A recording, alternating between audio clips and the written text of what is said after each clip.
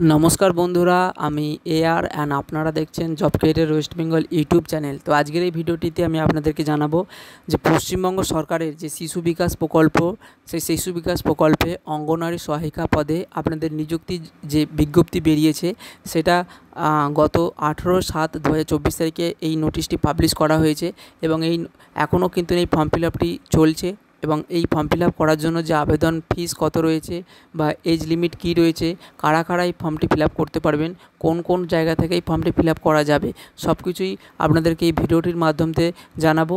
তো তার জন্য এই ভিডিওটি আপনারা মনোযোগ সহকারে দেখুন এবং যারা এখনও পর্যন্ত job career West Bengal YouTube চ্যানেলটিকে সাবস্ক্রাইব করে রাখেননি তার জন্য অবশ্যই job career West Bengal YouTube চ্যানেলটিকে সাবস্ক্রাইব করে রাখে, যাতে এই ধরনের চাকরির বিজ্ঞপ্তি আপনারা পরবর্তী সময় দেখতে পান। তো দেখুন, আপনাদের সামনে আমি যে নোটিশটি তুলে ধরেছি সেটা হচ্ছে পশ্চিমবঙ্গ সরকারের শিশু বিকাশ প্রকল্প আধিকারিকের করণ বা বাঁকুড়া 1 নম্বর সুসংহত শিশু বিকাশ সেবা প্রকল্প পোয়াবাগান বাঁকুড়া।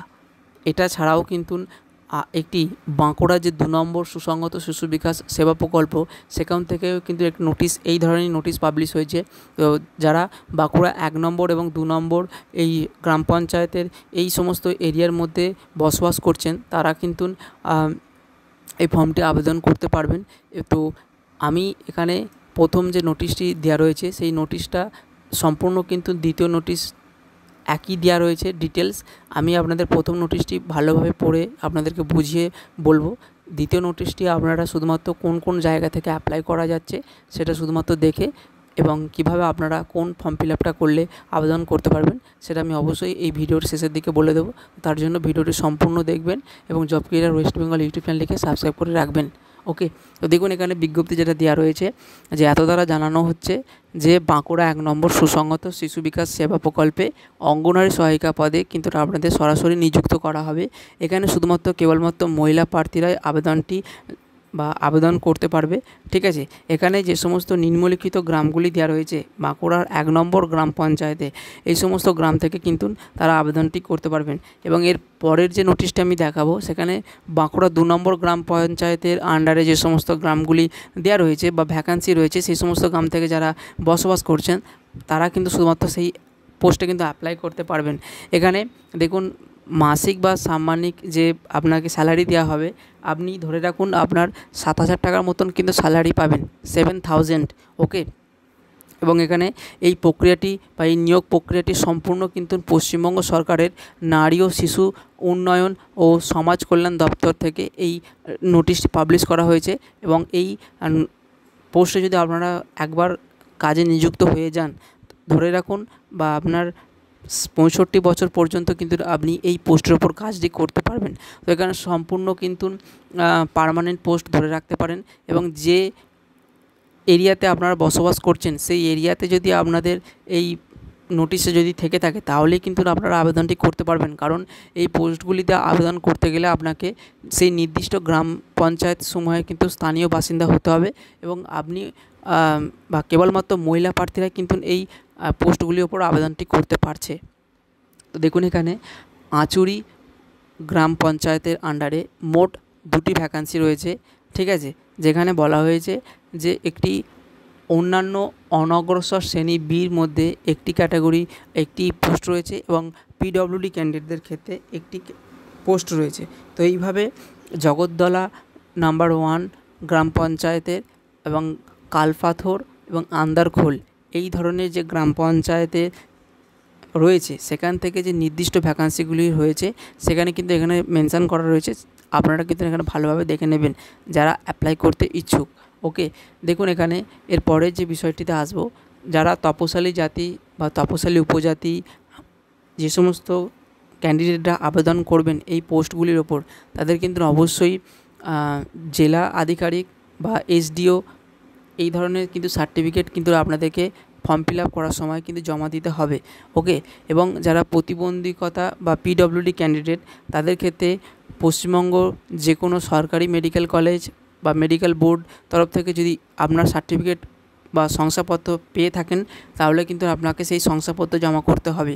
এছাড়া অন্যান্য যে সমস্ত সার্টিফিকেট পেয়ে থাকেন সেগুলো কিন্তু হয়তো অ্যাকসেপ্টেড হবে না। তাই আমি আপনাদেরকে বলবো যারা পিডব্লিউডি ক্যান্ডিডেট এই ভিডিওটি দেখছেন তারা পশ্চিমবঙ্গের যে কোনো সরকারি মেডিকেল কলেজ বা মেডিকেল বোর্ড বা যে কোনো জেলা হাসপাতাল বা মহকুমা হাসপাতালের তরফ থেকে যে শংসাপত্র পেয়েছেন সেটা কিন্তু আপনারা এই পিডব্লিউডি ক্যান্ডিডেট হিসাবে কিন্তু রিজার্ভেশন পাওয়ার জন্য আপনারা জমা করতে পারেন। এবং যারা অর্থনৈতিক দিক থেকে পিছিয়ে পড়া বা ইডব্লিউএস ক্যান্ডিডেটের তাদের ক্ষেত্রে 2024 এবং 25 অর্থবর্ষের যে সার্টিফিকেট আপনারা পেয়েছেন সেই সার্টিফিকেট কিন্তু আপনাদেরকে জমা দিতে পারে। এবং এখানে প্রার্থীকে অবশ্যই ভারতীয় নাগরিক এবং মহিলা হতে হবে এবং ন্যূনতম যে শিক্ষাগত যোগ্যতা সেটা যেখানে বলেছে যে 18/7/2024 তারিখ অনুযায়ী আপনাকে ন্যূনতম শিক্ষাগত যোগ্যতা হিসেবে উচ্চ মাধ্যমিক বা এই ধরনের পরীক্ষার সমতুল্য কিন্তু উত্তীর্ণ হতে হবে, তবে কিন্তু আপনারা এই পোস্টের উপর আবেদন করতে পারবেন। বয়সের দিক থেকে যেটা বলেছে 18/7/2024 তারিখ অনুযায়ী আপনাকে ন্যূনতম 18 বছর থেকে 35 বছরের নিচে হতে হবে, তবে কিন্তু আপনারা এই পোস্টের উপর আবেদন করতে পারবেন। স্থানীয় বাসিন্দা সেই এরিয়ার নির্দিষ্ট স্থানীয় বাসিন্দা যে সার্টিফিকেট আপনার যেন অতিরিক্ত জেলা শাসক বা সংশ্লিষ্ট মহকুমা শাসক বা সংশ্লিষ্ট পঞ্চায়েত সমিতির সভাপতি, তো এই ধরনের গভর্নমেন্ট অথরিটির তরফ থেকে কিন্তু সেই সার্টিফিকেট থাকতে হবে। এটা কিন্তু মেন একটি পয়েন্ট। আপনাকে স্থানীয় যে বাসিন্দা আপনি ওই এরিয়ার সেটা কিন্তু আপনাকে দেখাতেই হবে, তবে কিন্তু আপনারা ওই পোস্টের জন্য আবেদন করতে পারবেন। পরীক্ষা দেখুন, এখানে 100 নম্বর একটি পরীক্ষা হবে, যেখানে 90 নম্বর লিখিত পরীক্ষা হবে এবং 2 ঘন্টার সময়সীমা থাকবে, ঠিক আছে। এবং 10 নম্বরের মৌখিক পরীক্ষা থাকবে, ঠিক আছে। এবং এরপর আসবো যে লিখিত পরীক্ষা যে সাবজেক্টগুলো থাকবে। বাংলা ভাষায় 150 শব্দের মধ্যে একটি রচনার ওপর কোশ্চেন থাকবে 15 নম্বরে। পাটিগণিত যেটা 8ম শ্রেণী স্ট্যান্ডার্ডের কোশ্চেন আসবে 20 নম্বরে। তারপর জনস্বাস্থ্যবিধি ওপর 15 নম্বরে কোশ্চেন আসবে। ইংরেজি ল্যাঙ্গুয়েজের ওপর এবং ট্রান্সলেশনের ওপর 20 নম্বরে কোশ্চেন আসবে এবং জিকের ওপর বা জেনারেল অ্যাওয়ারনেসের ওপর বা জেনারেল নলেজের ওপর 20 নম্বরে কোশ্চেন থাকবে। তো আপনারা এখানে যে সিলেবাসটা মেনশন করা রয়েছে চাইলে আপনারা কিন্তু ভিডিওটি পজ করে দেখে নিতে পারেন। ওকে, তো এরপর আসবো যে আপনারা যে কতদিন পর্যন্ত কাজটি করতে পারবেন, যেটা আমি ভিডিওর প্রথমে দেখি বলেছি। আপনারা যদি এই অঙ্গনারী সহায়িকা পদে একবার কাজে নিযুক্ত হয়ে যান, আপনারা ধরে রাখুন 65 বছর যতক্ষণ না আপনারা হচ্ছেন ততক্ষণ কিন্তু আপনারা এই স্বেচ্ছাসেবকমূলক কাজে কিন্তু আপনারা নিযুক্ত থাকবেন। এবং যারা প্রশিক্ষণটা সম্পূর্ণ করবেন তাদের কিন্তু পার্মানেন্ট করা হবে। আবেদনটি করা চালু হয়েছে 25/7/2024 তারিখ থেকে 16/8/2024 তারিখ পর্যন্ত কিন্তু আপনারা আবেদনটি করতে পারবেন। আবেদন করার বা আবেদনপত্র জমা দেওয়ার সময় কিন্তু দুপুর 12টা থেকে বিকেল 3টে পর্যন্ত। যে স্থানে জমা দেওয়া যাবে বাঁকুড়া 1 নম্বর সিডিপি অফিস, পুয়াবাগান, বাঁকুড়া। এটা কিন্তু 1 নম্বর যে গ্রাম পঞ্চায়েতের তরফ থেকে দেওয়ার নোটিশটি পাবলিশ হচ্ছে, সেখানে কিন্তু আপনারা জমা দিতে পারবেন।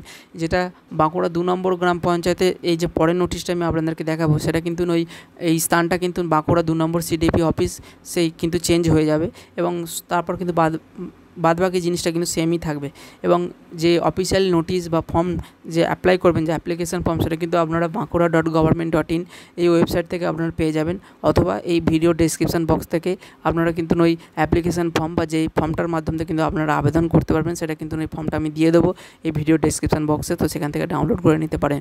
দেখুন, আপনাকে আবেদনপত্র করার সময় যে জিনিসগুলোকে খেয়াল রাখতে হবে, আপনাকে অবশ্যই একটি সাম্প্রতিক সময় বা রিসেন্ট পাসপোর্ট সাইজ ফটোগ্রাফ, যেটা 6 মাসের মধ্যে তোলা, colour passport size 3 copy photo, যার মধ্যে 1 কপি ফটো ওই আবেদনপত্রের মধ্যে জমা দিতে হবে এবং 2 কপি ফটো একটি এনভেলপ খামের মধ্যে কিন্তু দিয়ে দিতে হবে, ঠিক আছে।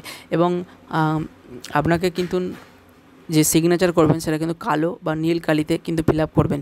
এর সাথে আপনার বয়সের প্রমাণপত্র, যেটা মাধ্যমিকের অ্যাডমিট কার্ড দিতে পারেন বা জন্মের শংসাপত্র দিতে পারেন, ঠিক আছে। এবং নিজের যে গ্রামের যে স্থানীয় বাসিন্দা, সেটা কিন্তু ওই স্থানীয় বাসিন্দার যে সার্টিফিকেট সেটা কিন্তু আপনাকে অবশ্যই দিতে হবে। এবং আপনার ওই এনভেলপ খামের ওপর কিন্তু নিজের নাম ঠিকানা লিখে 5 টাকা ডাক টিকিট কিন্তু লাগাতে হবে, ঠিক আছে। এখানে কিন্তু আপনাদের কিভাবে অ্যাপ্লাই করবেন সেটা সম্পূর্ণ দেওয়া রয়েছে, আপনারা চাইলে এখান থেকে দেখে নিতে পারেন। এরপর লিখিত পরীক্ষার স্থান বা সময় এগুলো কিন্তু পরবর্তী সময়ে নোটিশ দিয়ে কিন্তু আপনাদের জানিয়ে দেওয়া হবে, যেটা আপনারা bankura.government.in ওয়েবসাইটে কিন্তু আপনারা দেখতে পারেন। ওকে, তো এখানে মৌখিক পরীক্ষার সময় আপনাদের যে সমস্ত জিনিসগুলোই দিতে হবে সেটা এখানে মেনশন করা রয়েছে। যে আবেদন করার সময় যে স্থানীয় বাসিন্দার যে প্রমাণপত্রটা অরিজিনাল দিয়েছিলেন তার জেরক্স কপি দিতে হতে পারে, এবং জন্মের প্রমাণপত্র হিসাবে মাধ্যমিকে অ্যাডমিট কার্ড দিতে পারেন জেরক্স কপি।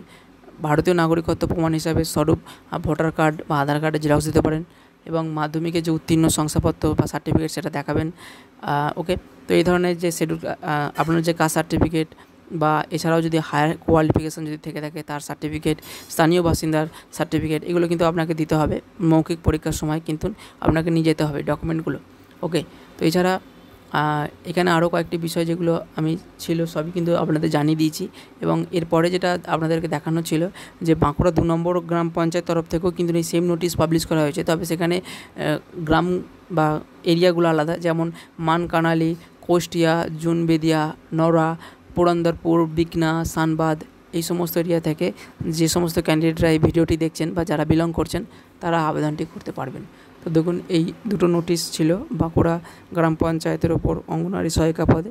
তো আজকের ভিডিওটি এই পর্যন্ত। ভিডিওটি যদি আপনাদের ভালো লেগে থাকে তাহলে অবশ্যই job career West Bengal YouTube চ্যানেলটিকে সাবস্ক্রাইব করে রাখবেন, যাতে এই ধরনের চাকরি বিজ্ঞপ্তি আপনারা পরবর্তী সময় দেখতে পান। তো ভিডিওটি দেখার জন্য ধন্যবাদ বন্ধুরা, দেখা হচ্ছে নেক্সট ভিডিওতে।